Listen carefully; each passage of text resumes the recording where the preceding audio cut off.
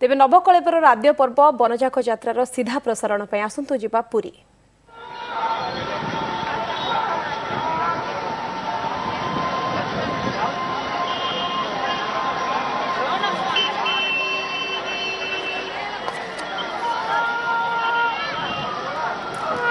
अपेक्षार अंत आरंभ होइछि ब्रह्मांडकर्ता घट परिवर्तन लीला। ए शताब्दीर प्रथम नवकलेबर आद्य पर्व बनजाक यात्रा आज आरंभ होइछि।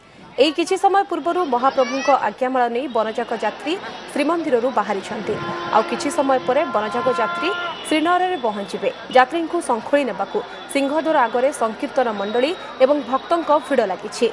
घंट घंटार ध्वनि में प्रकम्पित होउछि बड़दाण्ड। या पूर्व श्रीमंदिर भितर महाप्रभुଙ୍କ आज्ञामाला विजे एवं शाढ़ी बंधा नीति शेष होइथिला।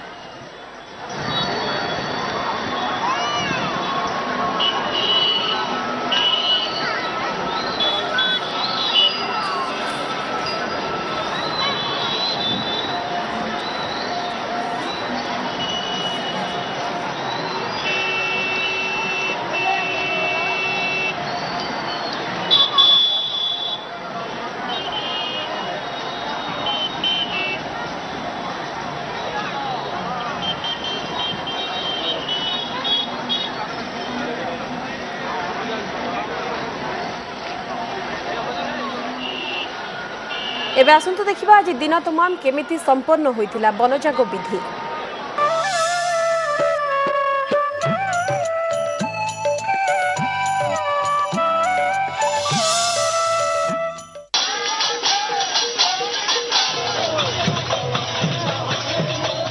बड़ी भोरु श्रीमंदिर रे आरंभ होइथिला बनजोग विधि। द्वार फिटा मैलम एवं तड़प लागि परे होइथिला अवकाश नीति। सेपटे बाजा बाजणारे कंपी उठिथिला श्रीनगर।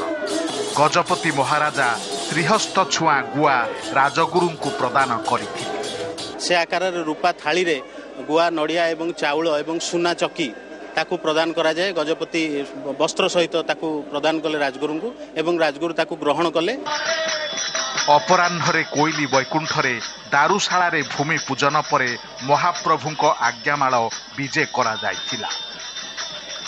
एहा परे दैतापति देउलकरण तड़ाउकरण लेंका विश्वकर्मा एवं बेहेरा खुंटिया शाढ़ी बांधिथिले भीतरच्छ महापात्र। से मनोभाव नहीं समस्ते महाप्रभु सेवार नियोजित था कार्य संपूर्ण भाव भल भाव करें से प्रार्थना करती। जयभोज द्वार तड़ौकरण देउलकरण बेहेरा खुंटिया ये तीन जन किसी 12 हाथी खंडा बंधा जाए भितर छुआ मत निजे बांधती।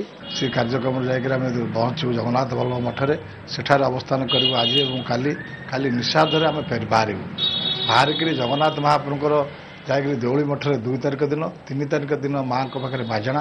एथर बनजाग यात्रा मोट 16 प्रकार सेवायत सामिल होइथिबा बेले एमानक मध्यरु 7 प्रकार सेवायत श्रीनगर एवं जगन्नाथ बल्लभ मठरू फेरी आसिबे। आसंता काली बनजाग यात्री आरंभ करिवे काकटपुर अभिमुखे यात्रा। Bureau report OTV।